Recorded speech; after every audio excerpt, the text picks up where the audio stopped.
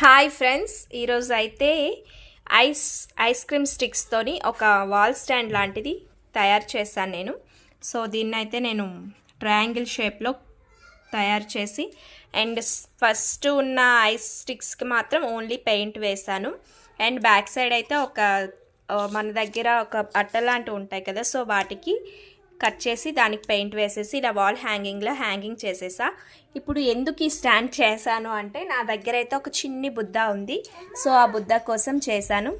So ఇగోండి, చూసారు కదా, చాలా బాగుంది కదా. ఓన్లీ ఇలా ఉంటే కొంచెం అంతగా నచ్చలేదు, సో అందుకే కొంచెం క్రియేటివ్గా చిన్న డెకరేషన్ కూడా చేస్తున్నా.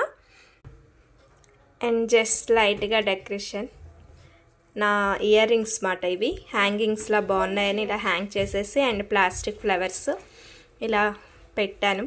సో ఎలా ఉంది నాకు చెప్పండి.